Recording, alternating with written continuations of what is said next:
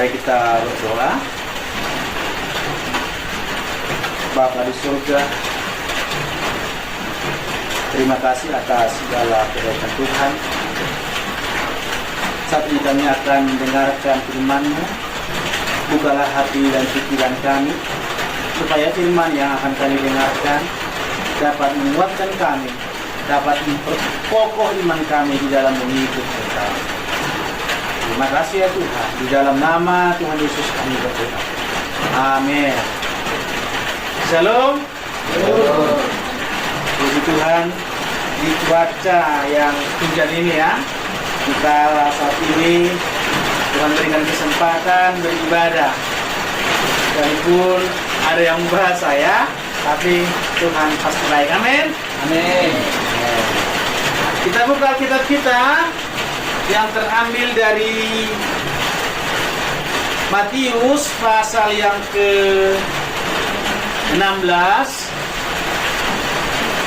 Matius pasal yang ke-16 ayat yang ke-21 sampai ayat yang ke-26 ya. Matius pasal yang ke-16 ayat 21 hingga ayat yang ke-26. Saya akan membacakan untuk kita semua.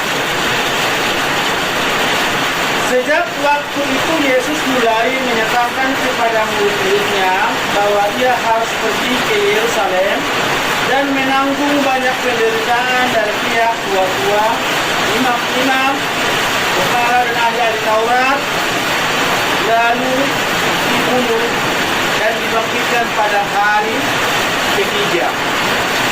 Tetapi Yesus menarik Yesus ke samping dan menegur dia, katanya, "Tuhan, kiranya Allah menjauhkan hal itu. Hal itu sekali-kali tidak akan menimpa engkau." Maka Yesus berpaling dan berkata kepada Petrus, "Enyala iblis, engkau suatu batuan Tuhan bagiku, sebab engkau bukan memikirkan apa yang dipikirkan Allah, melainkan apa yang dipikirkan manusia." Dan Yesus berkata kepada murid-muridnya, "Setiap orang yang mengikut aku, dia harus memikul salibnya, dan dia akan menangkal dirinya, memikul salibnya dan mengikut aku." Ayat yang ke-5, "Karena barang siapa menyelamatkan nyawanya, dia akan kehilangan nyawanya. Tapi barang siapa kehilangan nyawanya karena aku, dia akan memperolehnya." Amin. Bapak Ibu yang dikasihi di dalam nama Tuhan Yesus Kristus. Siapa yang sudah pernah dengar cerita ini? Ada ya. Baik, di sini adalah peristiwa di mana Yesus bersama-sama dengan murid-muridnya. Nah, dalam hal ini lebih menonjol kepada Petrus. Nah, waktu itu Yesus mengatakan bahwa saya akan dibunuh, saya akan disiksa, saya akan disalibkan. Itu kata Yesus. Karena memang tujuan Yesus datang ke dalam dunia ini untuk disalibkan. Itu tujuan Yesus datang ke dalam dunia ini. Jadi tujuan Yesus dalam dunia ini bukan untuk bertanasya, bukan untuk jalan-jalan. Jelas, tujuan Yesus mati di kayu salib. Sebelum dunia dijadikan, Yesus sudah tahu, bahkan Yesus sudah merencanakan, bahkan sebelum dunia dijadikan, memang Yesus harus mati di kayu salib. Itu tujuannya. Jadi tujuan Yesus datang ke dunia apa? Untuk mati di kayu salib. Jadi bisa dikatakan cita-cita Yesus untuk mati. Kau bayangin, ada nggak di sini bercita-cita ingin mati gitu ya? Kalau ditanya gitu, apa dia kamu?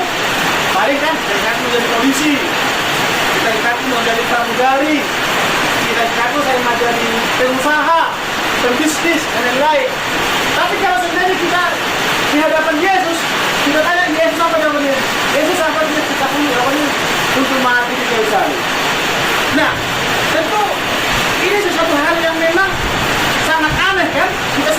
manusia, memang begitu. Yesus bercita-cita untuk mati. Makanya kalau kita melihat pada teks ini, apa kata Petrus? Kalau kita melihat ayat yang ke-22, apa kata Petrus? Tetapi Petrus mengatakan, menarik Yesus ke samping dan menegur dia, katanya, Tuhan, kiranya Allah menjauhkan hal itu. Hal itu sekali-kali tak menimpa engkau. Artinya kira-kira apa yang terjadi? Ini semacam si Petrus menghalangi cita-cita Yesus. Paham gak maksudnya? Contohnya si Melinda, cita-cita Melinda mau jadi pramugari, betul nggak ya? Contoh Amerika aja itu juga keinginan bagus kan? Atau mau jadi polwan, ya kita syukuri kalau mau jadi presiden.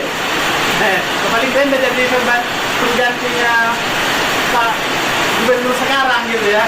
Amin lah ya. Sudah bagus cita itu.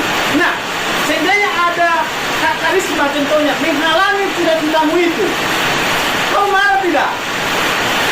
Marah tidak? Marah dong. Mungkin karisma, contoh aja karisma ya. Saya bilang, nggak perlu kamu masuk ke partai, ke parpol A. Kan harus dari jalur parpol mungkin ya kan? Gak boleh, gak betul. Jangan, saya kan menjadi gubernur, jadi harus dari parpol dong supaya nanti banyak apa saya gitu. Jangan. Itu contoh. Nah pasti bisa kamu bilang, Belinda marah, aku mau jadi gubernur, aku mau jadi wali kota, mau jadi presiden, bisa marah kan begitu. Nah demikian juga hal ini ketika si Petrus menyatakan hal itu tidak akan terjadi pada Yesus gitu. Gimana dong Yesus kan? Karena apa? Karena cita-cita saya, karena tujuan Yesus datang ke dalam dunia ini untuk mati di salib. Sementara di sini si Petrus mencoba menghalang-halangi. Sini katakan, tetapi menarik Yesus ke samping dan menegur dia, katanya, Tuhan, kiranya Allah menjauhkan hal itu sekali-kali tidak akan menimpa engkau.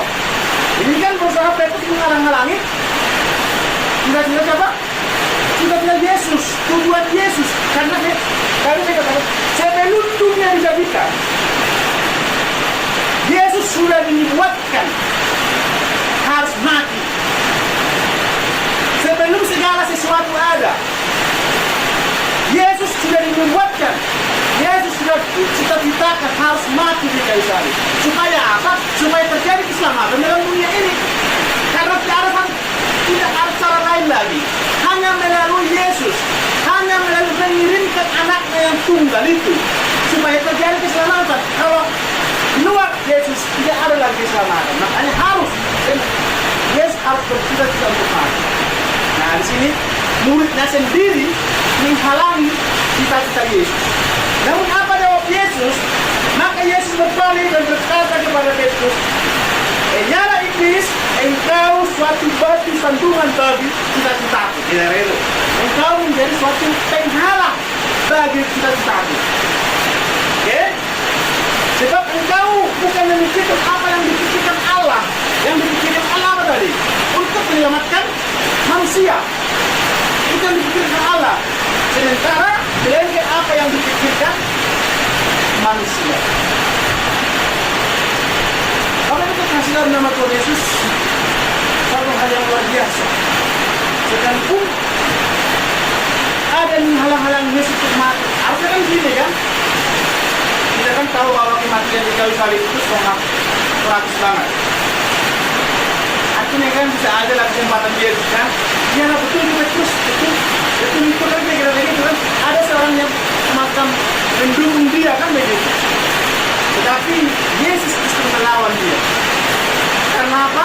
Karena Petrus memikirkan apa yang dipikirkan oleh manusia, bukan yang dipikirkan oleh Allah. Artinya gini,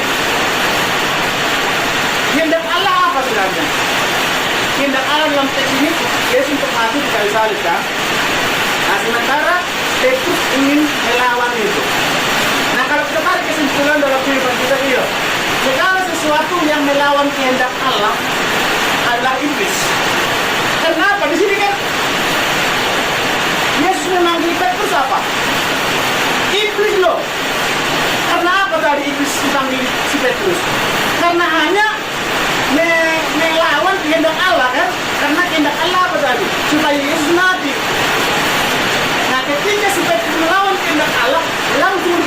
iblis. Berarti yang tahan dong kita ini ya. Ternyata luar biasa juga, nggak sederhana yang kita pikirkan. Ketika kita melawan kehendak Allah, kita juga bisa mengatakan iblis juga. Kenapa? Karena Petrus di sini melawan kehendak Allah. Kehendak Allah untuk mati di kayu salib. Dan Petrus melawan kehendak Allah. Nah, itu lebih kita. Supaya kita tidak dijadikan iblis, berarti harus turut kehendak Allah. Kan kayak gitu. Salah satunya apa? Nah, beribadah. Saya syukur ya, teman-teman keluarga saya yang dari Pol 12, 21 gitu ya, beribadah ya. 12, 21 berbiasa ya. Juga kita kata begitu. Dan juga saya syukur juga buat keluarga bapak dan ibu ya, Evi yang tetap setia bersama-sama dengan kita. Saya apresiasi tapi itu lebih dari bahwa kita mengikut Tuhan. Karena dalam teks yang kita dikatakan, karena barang siapa dan Yesus berkata kepada muridnya, setiap orang yang mengikut aku, dia harus menyangkal dirinya, memikul salibnya dan mengikut aku.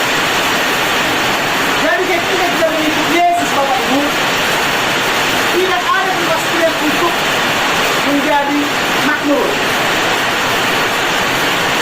Dengar saya?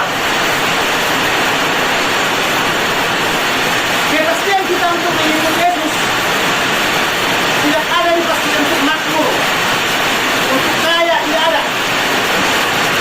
Justru ketika kita mengikut Yesus, kita harus memikul salib, menyangkal diri dan memikul salib. Artinya tidak ada. Dia tahu ikut Yesus, itu pasti baik-baik saja, tidak ada. Tidak ada. Pasti kaya, tidak ada. Jadi jangan pernah memiliki motivasi, aku mau mengikut supaya kaya, tidak ada. Tidak ada. Justru ketika engkau mengikut harus siap menderita. Ya dong. Karena apa? Karena orang yang tidak ikut itu menderita dengan sekali salib kan? Demikian juga orang yang mengikuti dia harus siap menderita. Makanya kalau banyak orang yang meninggalkan Yesus karena apa? Karena motivasinya, saya mau mengikuti Yesus supaya kaya gitu. Saya mau mengikuti Yesus supaya saya makmur gitu. Itu motivasi yang salah. Ya, jadi kita yang ada di tempat ini yang ada motivasi. Kita mengikuti Yesus bukan supaya kaya, bukan supaya ini dan sebagainya. Tetapi justru lebih dari itu Tuhan sudah berikan kepada kita. Kalau kita mengikut Yesus supaya masuk surga, hal yang terbesar itu Tuhan sudah sediakan. Apalagi hal-hal masalah kaya, masalah makmur itu hal kecil bagi Yesus. Oleh karena itu kita kasih nama Tuhan Yesus. Mari mulai saat ini kita benahi cara mengikut Yesus, bahwa kita mengikut Yesus harus siap menderita. Sama hal seperti sekarang kan, kita beribadah sekalipun kondisi hujan, itu salah satu menyangkal diri, itu salah satu berkorban. Karena Yesus sudah berkorban terlebih dahulu. Oleh karena itu harus siap menderita untuk mengikut Yesus. Amin. Amin. Mari kita berdoa. Bapa di surga, terima kasih atas segala kebaikan-Mu. Tapi kami akan mengakhiri firman-Mu, dan firman ini menjadi kekuatan bagi kami di dalam hidup